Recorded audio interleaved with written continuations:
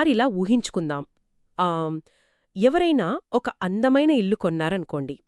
హ్మ్, చాలా డబ్బులు వెచ్చించి ఒక ఆస్తిని సొంతం చేసుకున్నామన్న ఆనందంలో వాళ్ళుంటారు కదా. ఖచ్చితంగా ఉంటారు. కాని కొన్న మరుసటి రోజే ఆ ఇంటి మార్కెట్ విలువ ఒక 2% పడిపోయిందని రియల్ ఎస్టేట్ ఏజెంటొచ్చి చెప్పాడనుకుందాం. ఎవరికైనా వెంటనే కొంచెం కంగారు పుడుతుంది కదా. అవును, పెట్టిన పెట్టుబడి ఎక్కడ కరిగిపోతుందో అన్న భయం మొదలవుతుంది. రైట్. కాని సరిగ్గా అదే సమయంలో ఆ ఇంటిని అద్దెకు తీసుకున్న వ్యక్తి వచ్చి ఆ నెల అద్దె డబ్బులను చేతిలో పెడితే పరిస్థితి ఎలా ఉంటుంది? హ్మ్, అప్పుడు ఆ ఇంటి విలువ తగ్గుతుందన్న భయం కాస్త తగ్గుముఖం పడుతుంది కదా. అవును. ఆస్తి విలువ తాత్కాలికంగా తగ్గినప్పటికీ ఒక స్థిరమైన నగదు ప్రవాహం, అంటే క్యాష్ ఫ్లో అనేది నిరంతరం వస్తూనే ఉంది కాబట్టి మనం కాస్త ఊపిరి పీల్చుకుంటాం. నిజమేనండి. ఆ నగదు ప్రవాహమే ఇన్వెస్టర్ల మానసిక స్థితిని పూర్తిగా మార్చేస్తుంది. అంటే కాగితం మీద కనిపించే ఆస్తి విలువలో వచ్చే హెచ్చుతగ్గుల గురించి ఆందోళన చెందడం మానేసి ప్రతి నెలా వస్తున్న వాస్తవ ఆదాయంపై దృష్టి పెట్టేలా చేస్తుంది. రైట్. పెట్టుబడుల ప్రపంచంలో ఈ అద్దెలాంటి విధానమే ఒక చాలా పవర్ఫుల్ ఆయుధమని చెప్పొచ్చు. ఖచ్చితంగా. ఇప్పుడు మన ఈ డీప్ డైవ్లో సరిగ్గా ఇదే కాన్సెప్టును స్టాక్ మార్కెట్కి అన్వయించి చూడబోతున్నాం. ఆర్థిక స్వాతంత్ర్యం సాధించడానికి, ముఖ్యంగా పోర్ట్ఫోలియోను వేగంగా వృద్ధి చేయడానికి ఈ మార్కెట్ వ్యూహాలు ఎలా ఉపయోగపడతాయి అనే అంశాన్ని పరిశీలిద్దాం. హ్మ్, చాలా ఆసక్తికరమైన టాపిక్ ఇది. అవును. ఇక్కడ మనం ప్రధానంగా మాట్లాడుకోబోయేది కవర్డ్ కాల్స్ మరియు లీప్స్ వ్యూహాల గురించి. అయితే కేవలం థియరీగా కాకుండా మన ముందున్న ఒక వాస్తవ పోర్ట్ఫోలియో డేటాను విశ్లేషిస్తూ కవర్డ్ కాల్స్ రాసేటప్పుడు ఎవరైనా సరే గుర్తుంచుకోవాల్సిన ఆ అత్యంత ముఖ్యమైన అంశమేమిటో కూడా బయటకు తీద్దాం. ఆ సిద్ధాంతాల కంటే వాస్తవ గణాంకాలు ఎప్పుడూ సరైన చిత్రాన్ని చూపిస్తాయి కదా. మన విశ్లేషణ కోసం తీసుకున్న ఈ పోర్ట్ఫోలియో డేటా నిజంగా చాలా ఇంట్రెస్టింగ్గా ఉంది. హ్మ్. ఇందులో ప్రారంభ పెట్టుబడి $5,000, ఆ తర్వాత క్రమం తప్పకుండా ప్రతి వారం $200 చొప్పున పెట్టుబడిని పెంచుకుంటూ వెళ్లారు. ఓ, అంటే కంటిన్యూస్గా యాడ్ చేస్తూ వెళ్లారన్నమాట. అవునండి, మొత్తంగా ఇందులో పెట్టిన అసలు పెట్టుబడి $10,050. కానీ ఈ రిపోర్ట్ చూస్తున్న సమయానికి దాని ప్రస్తుత విలువ $9,808 వద్ద ఉంది. అంటే దాదాపు $242, అంటే సుమారుగా ఒక 2% నష్టంలో ఉందన్నమాట. ఖచ్చితంగా 2% నష్టంలో ఉంది. సాధారణంగా ఒక పోర్ట్ఫోలియో ఇలా ఎరుపు రంగులో నష్టాల్లో కనిపించగానే ఎవరికైనా సరే వెంటనే ఆ స్టాక్స్ అమ్మేయాలా అన్న భయం పట్టుకుంటుంది కదా. అవును, $10,000 పెట్టుబడి కాస్త కిందకు పడిపోతుంటే ఆందోళన సహజమే. రైట్. కానీ ఈ పోర్ట్ఫోలియో వెనుక ఉన్న వ్యూహాన్ని లోతుగా పరిశీలిస్తే అసలు కథ వేరేనా ఉంది అనిపిస్తోంది. ఇక్కడ పోర్ట్ఫోలియో విలువ 2% పడిపోయినప్పటికీ ఇది చాలా బలమైన స్థితిలో ఉంది అని మనం చెప్పొచ్చు. ఎలా అంటారు? ఎందుకంటే దీనికి కారణం కవర్డ్ కాల్స్ వ్యూహం ద్వారా వస్తున్న ప్రీమియం. ఉదాహరణకు మే 2021 డేటా చూస్తే కేవలం ఈ కవర్డ్ కాల్స్ ద్వారానే ఏకంగా $271 ప్రీమియం ఆదాయం వచ్చింది. ఓ, అంటే ఒక్క నెలలోనే మొత్తం పోర్ట్ఫోలియోపై దాదాపు 3% రాబడి వచ్చినట్లు కదా. నిజమే. అక్కడ గమనించాల్సిన మరో సూక్ష్మమైన అంశం కూడా ఉందండి. ఒక పోర్ట్ఫోలియో 2% నష్టంలో ఉన్నప్పుడు దాన్ని కవర్ చేయడానికి కేవలం స్టాక్ ధర పెరగడం మీదే ఆధారపడితే మార్కెట్ ఎప్పుడు కోలుకుంటుందో ఎవరికీ తెలీదు కదా. అవును, గ్యారంటీ లేదు. కాని ఇక్కడ ప్రీమియంల ద్వారా ప్రతి నెల 2% నుండి ఏకంగా 11% వరకు ఆదాయం సమకూరుతోంది.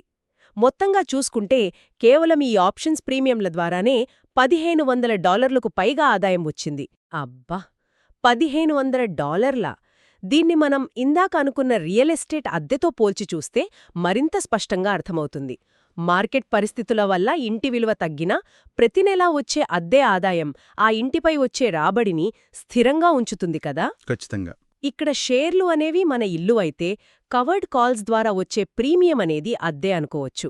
అయితే ఈ అద్దె వసూలు చేయడానికి రియల్ ఎస్టేట్లో లాగా పైపులు బాగుచేయడం, రంగులు వేయడం లాంటి మెయింటెనెన్స్ పనులు అస్సలుండవు.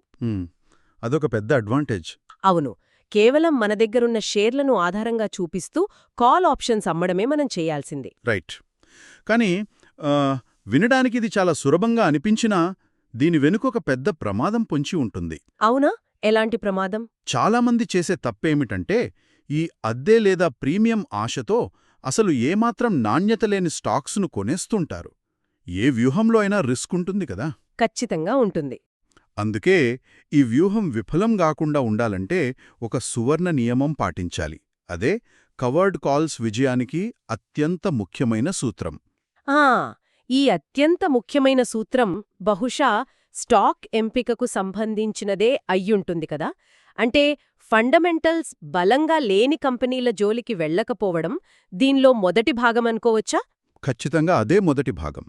దీర్ఘకాలంలో సొంతం చేసుకోవడానికి ఇష్టపడే ఆ కంపెనీ ఫండమెంటల్స్పై పూర్తి నమ్మకమున్న స్టాక్స్పై మాత్రమే కవర్డ్ కాల్స్ విక్రయించాలి.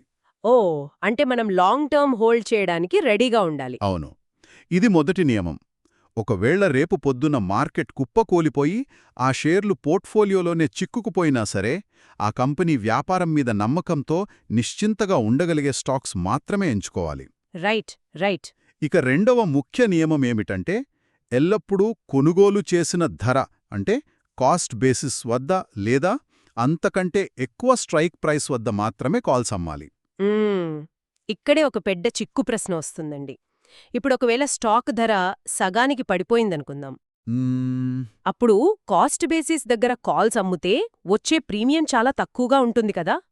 అలాంటప్పుడు చాలామంది ఇన్వెస్టర్లు కాస్త ఎక్కువ ప్రీమియం వస్తుందని తమ కొనుగోలు ధర కంటే తక్కువకే కాల్స్ అమ్మేస్తుంటారు. అవును, అది చాలా కామన్గా జరిగే పొరపాటు. ఆ తర్వాత అకస్మాత్తుగా స్టాకు పెరిగితే నష్టానికే ఆ షేర్లను వదులుకోవాల్సొస్తోంది. కాబట్టి కాస్ట్ బేసిస్ కంటే పైనే అమ్మాలి అన్నది ఒక కఠినమైన నియమమని చెప్పొచ్చు. రైట్. ఆ మానసిక సంఘర్షణను దాటుకోగలగడమే అసలైన పెట్టుబడిదారుడి లక్షణమండి. ఈ రెండు నియమాలు పాటిస్తే మార్కెట్ పడినా కూడా పానిక్ అవ్వాల్సిన అవసరం ఉండదు. కానీ మార్కెట్లో ఇంకో రకమైన ఆలోచన కూడా తరచుగా కనిపిస్తూ ఉంటుంది కదా. ఏంటది? అంటే ఇప్పుడు ఎలాగూ ప్రీమియం కోసం ఆప్షన్స్ అమ్ముతున్నాం కదా, మరి భారీ ప్రీమియంలిచ్చే రిస్కీ స్టాక్స్ను ఎందుకు ఎంచుకోకూడదు అనే వాదన ఒకటుంది. రిస్కీ స్టాక్స్ను ఎంచుకుంటే త్వరగా సంపద సృష్టించవచ్చు కదా అన్న ఆలోచన రావడం సహజం. దీనిలో ఉన్న లోపమేమిటంటారు? చూడండి, ఒక రిస్కీ స్టాక్ భారీ ప్రీమియం ఇస్తోందంటే దాని అర్థం ఆ స్టాక్ ఎప్పుడైనా ఎంతైనా పడిపోగలదని మార్కెట్ భయపడుతోందన్నమాట. ఓ మార్కెట్ భయం వల్ల ఆ ప్రీమియం వస్తోందన్నమాట. ఖచ్చితంగా. ఆ భయానికి, ఆ అనిశ్చితికి మార్కెట్ చెల్లించే మూల్యమే ఆ భారీ ప్రీమియం. ఈ ఆశతో కవర్డ్ కాల్ రాసి వారం తర్వాత ఆ కంపెనీ పూర్తిగా కుప్పకూలిపోయి $100 స్టాక్ $20 పడిపోతే పరిస్థితి ఏంటి? అబ్బా, అప్పుడు చాలా కష్టం కదా. అవును, అప్పుడు కవర్డ్ కాల్ ద్వారా వచ్చిన ఆ చిన్న ప్రీమియం అసలు పెట్టుబడిలో జరిగిన 80% నష్టాన్ని ఏమాత్రం పూడ్చలేదు. అందుకే బలమైన వ్యాపారం ఉన్న స్టాక్ అయి ఉండటం అత్యంత కీలకం. రైట్. అంటే ఇది రోలర్ కోస్టర్ ముందు నిలబడి చిల్లర నాణ్యాలు ఏరుకున్నట్లు అన్నమాట. ఏమాత్రం తేడా వచ్చినా అసలుకే మోసమొస్తుంది. చాలా కరెక్ట్గా చెప్పారు. సరే, కవర్డ్ కాల్స్ కోసం నమ్మకమైన స్టాక్స్ ఎంచుకోవాలి అన్నది స్పష్టమైంది. మరికొన్ని ఆప్షన్స్ ముందున్నప్పుడు వాటిలో దేన్ని ఎంచుకోవాలో ఎలా నిర్ణయించుకోవాలి? మన పోర్ట్ఫోలియో డేటాలో దీనికి సంబంధించిన ఒక మంచి ఉదాహరణ కూడా ఉంది. చార్జ్ పాయింట్ అనే స్టాక్ $25.50 స్ట్రైక్ ప్రైస్ వద్ద ఇన్ ద మనీలోకి వెళ్ళిపోయింది కదా. అవునండి. అప్పుడు నిబంధనల ప్రకారం ఆ షేర్లను అమ్మేయాల్సి వచ్చింది. ఇప్పుడు ఆ డబ్బుతో కొత్త స్టాక్స్ వెతకాలి. రైట్. ఈ కొత్త స్టాక్స్ వెతికే క్రమంలోనే మనకు అసలైన సవాలెదురవుతుంది. డేటాలో 3 రకాల కంపెనీలను పరిశీలించడం జరిగింది. మొదటిది కార్సేర్. ఇది పీసీ గేమింగ్ పరికరాలు తయారు చేసే సంస్థ. దీని వ్యాపారం చాలా స్థిరంగా ఉంటుంది, కానీ ఆ స్థిరత్వం వల్లే దీనిపై వచ్చే ప్రీమియంలు చాలా తక్కువగా ఉంటాయి. ఓ, సేఫ్ కాబట్టి ప్రీమియం తక్కువ. అవును. ఇక రెండవది సన్ పవర్ అనే సోలార్ కంపెనీ. ఇది ఎక్కువ ప్రీమియంలిస్తుంది, కానీ అస్థిరత చాలా ఎక్కువ, వొలటాలిటీ ఎక్కువ అన్నమాట. అర్థమైంది. ఇక మూడవది వేల్ అనే మైనింగ్ కంపెనీ. ఇది కూడా భారీ ప్రీమియంలిస్తుంది, కానీ దీని వ్యాపార నమూనా గురించి ఇంకా చాలా పరిశోధన చేయాల్సింది. అంటే ఈ 3 ఉదాహరణలను గమనిస్తే మార్కెట్ ఇంప్లాయిడ్ వొలటాలిటీ అంటే ఆ అనిశ్చితి ఎలా పనిచేస్తుందో మనకు స్పష్టమవుతుంది కదా. ఖచ్చితంగా. దీన్ని ఒక ప్రయాణంతో పోల్చి చూద్దాం. కార్ సైర్ అనేది మనకు బాగా తెలిసిన ఒక సురక్షితమైన హైవే మీద ప్రయాణించడం లాంటిది. రిస్క్ తక్కువ కాబట్టి మన డెస్టినేషన్ చేరడం అంటే ఆ రాబడి కూడా నెమ్మదిగా ఉంటుంది. చాలా మంచి పోలిక. కాని సన్పవర్ అనేది కేవలం థ్రిల్ కోసం తెలియని గుంతలున్న దారిలో రేసింగ్ చేయడం లాంటిది. ఇక్కడ అసలు పాయింట్ ఏంటంటే ఆ రేసింగ్ రోడ్డు మీద ప్రమాదం ఎక్కువ కాబట్టే డ్రైవర్కు ఇచ్చే జీతం కూడా ఎక్కువ ఉంటుంది కదా. అవును. ఆ జీతమే మనం మాట్లాడుకుంటున్న మార్కెట్ పరిభాషలో ఆప్షన్స్ ప్రీమియం. రైట్. ఈ విశ్లేషణ ఆప్షన్స్ మార్కెట్ పనితీరును ఖచ్చితంగా వివరిస్తోందండి. మార్కెట్ ఎప్పుడూ ఊరికే ఎక్కువ డబ్బులు ఇవ్వదు కదా. ఎక్కువ ప్రీమియం ఉందంటే అక్కడ రిస్క్ తీసుకునే సామర్థ్యం కూడా అంతే స్థాయిలో ఉండాలి. ముఖ్యంగా స్థిరమైన ఆదాయం ఆశించేవారు కార్సేర్ లాంటి కంపెనీల వైపే మొగ్గు చూపడం సురక్షితం. కరెక్ట్. సన్పవర్ లాంటివి భారీ ప్రీమియం ఇస్తున్నాయి అంటే వాటి భవిష్యత్ గురించి మార్కెట్లో అనిశ్చితి ఉందని అర్థం చేసుకోవాలి. ఇక వేల్ లాంటి కంపెనీల గురించి పూర్తి పరిశోధన చేయకుండా గుడ్డిగా పెట్టుబడి పెట్టడం ఏ వ్యూహంలోనైనా సరే చాలా ప్రమాదకరం. అవును. అంటే ఆకర్షణీయమైన ప్రీమియంలు చూసి మోసపోకుండా ఆ అంకె వెనుక ఉన్న భయాన్ని మనం ముందు అర్థం చేసుకోవడం ముఖ్యమన్నమాట.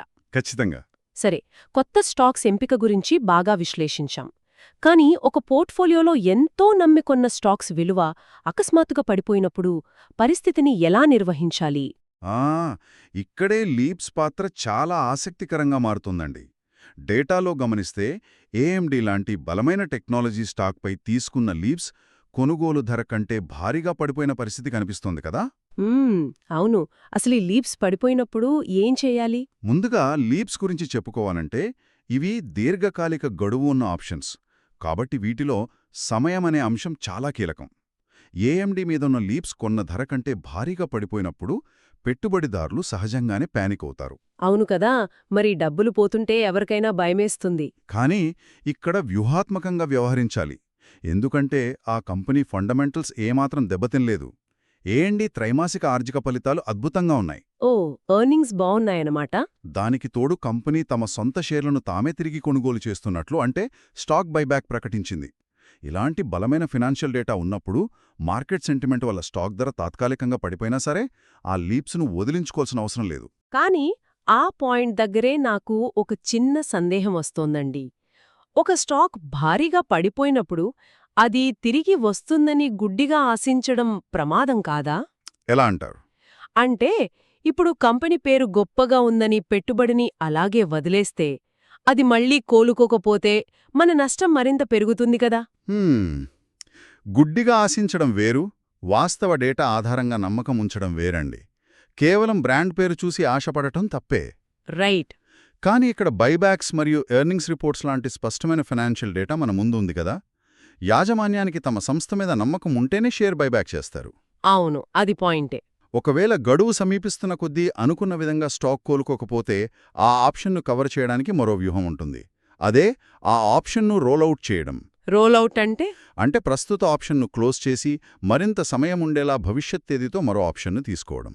దీనివల్ల స్టాక్ కోల్పోవడానికి మనం మరింత సమయం కొనుగోలు చేసినట్లు అవుతుంది. ఈ సమయాన్ని కొనుక్కోవడం అనే కాన్సెప్ట్ పోర్ట్ఫోలియో నిర్వహణలో చాలా కీలకమన్నమాట. ఖచ్చితంగా. దీన్ని మరింత సమర్థవంతంగా వాడుకోవడానికి మనం ట్యాక్స్ నియమాలను కూడా అర్థం చేసుకోవాలి కదా. మన డేటాలో యాపిల్ మరియు స్క్వేర్ లాంటి లాంగ్ టర్మ్ స్టాక్స్ విషయంలో వాష్ సేల్ రూల్ నివారించడం గురించి ఒక ముఖ్యమైన వ్యూహం కనిపిస్తోంది. అంటే నష్టాలను ట్యాక్స్ ప్రయోజనాల కోసం వాడుకోవడం దీని ఉద్దేశం కదా. అవునండి. పన్నులకు సంబంధించిన ఈ వాష్ సేల్ రూల్ తెలియకపోతే పెట్టుబడిదారులు నిజంగా చాలా నష్టపోతారు. అంటే అసలు ఈ రూల్ ఎలా పనిచేస్తుంది? ఇప్పుడు ఒక స్టాక్ను నష్టానికి అమ్మేసి తిరిగి 30 రోజుల్లోపే మళ్ళీ అదే స్టాక్ను లేదా ఆప్షన్ను కొంటే ఆ నష్టాన్ని పన్ను మినహాయింపుగా మనం చూపించుకోలేరు. అంటే వెంటనే కొనకూడదన్నమాట. అవును. అందుకే వ్యూహాత్మకంగా ఆలోచించేవారు నష్టానికి అమ్మిన తర్వాత 31 రోజులు ఆగి ఆ తర్వాతే మళ్లీ ఆ కంపెనీపై పెట్టుబడి పెడతారు. దీనివల్ల మనకు పన్ను ప్రయోజనం దక్కుతుంది, అలాగే నచ్చిన కంపెనీలో పెట్టుబడి కొనసాగుతోంది. ఈ పోర్ట్ఫోలియోలో యాపిల్ మరియు స్క్వేర్ విషయంలో సరిగ్గా ఇదే పద్ధతిని వాళ్లు అమలు చేశారు. రైట్. అంటే ట్యాక్స్ లాస్ హార్వెస్టింగ్ అనేది పోర్ట్ఫోలియోను కాపాడే మరో అదృశ్య కవచమన్నమాట. ఖచ్చితంగా చెప్పొచ్చు. ఇక యాపిల్ విషయానికొస్తే ఇందులో $140 స్ట్రైక్ ప్రైస్ వద్ద పూర్ మ్యాన్స్ కవర్డ్ కాల్స్ వ్యూహాన్ని కొనసాగించడం గురించి కూడా డేటాలో చూశాము కదా.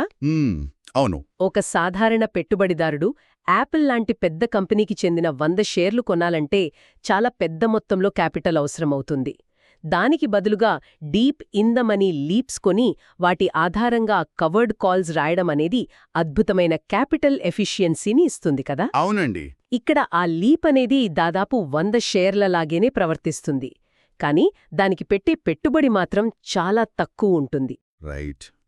క్యాపిటల్ తక్కువగా ఉన్నప్పుడు పెద్ద పెద్ద బ్లూ చిప్ కంపెనీల మీద కవర్డ్ కాల్స్ వ్యూహాన్ని అమలు చేయడానికి ఈ పూర్ మ్యాన్స్ కవర్డ్ కాల్స్ అనేది నిజంగా బ్రహ్మాస్త్రం లాంటిది అని చెప్పొచ్చు.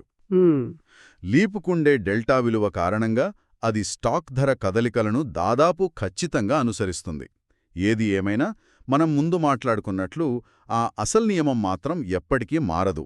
ఏ వ్యూహం వాడినా ఆ కంపెనీ ఫండమెంటల్స్ మీద పూర్తి నమ్మకం ఉండాల్సిందే. ఖచ్చితంగా. ఇప్పటివరకు జరిగిన ఈ సుదీర్ఘమైన విశ్లేషణను ఒకసారి మనం క్రోడీకరిస్తే స్టాక్ మార్కెట్లో హెచ్చుతగ్గులు ఉన్నప్పటికీ కవర్డ్ కాల్స్ ద్వారా ప్రతి నెలా స్థిరమైన నగదు ప్రవాహం మనం పొందవచ్చు. కానీ అందుకు పాటించాల్సిన అత్యంత ముఖ్యమైన సూత్రాలు రెండున్నాయి. ఒకటి, లాంగ్ టర్మ్ హోల్డ్ చేయడానికి ఇష్టపడే ఫండమెంటల్స్ మీద పూర్తి నమ్మకమున్న స్టాక్స్ను మాత్రమే ఎంచుకోవడం. ఇక 2, కాస్ట్ బేసిస్ కంటే పైనే కాల్స్ అమ్మడం. అవును. ఈ సూత్రాలకు కట్టుబడి ఉంటే పోర్ట్ఫోలియో తాత్కాలికంగా పడిపోయినా కూడా అంతిమంగా మన నష్టాలని అధిగమించవచ్చు కదా. ఖచ్చితంగా అండి. ఈ 2 సూత్రాల చుట్టూనే ఏ పోర్టుఫోలియో విజయమైనా ఆధారపడి ఉంటుంది. స్టాక్ మార్కెట్ అస్థిరతను మనం భయపడాల్సిన అంశంగా కాకుండా ఒక ఆదాయ వనరుగా మార్చుకోవడానికి ఇవి ఒక గీటురాళ్లు లాంటివి. రైట్.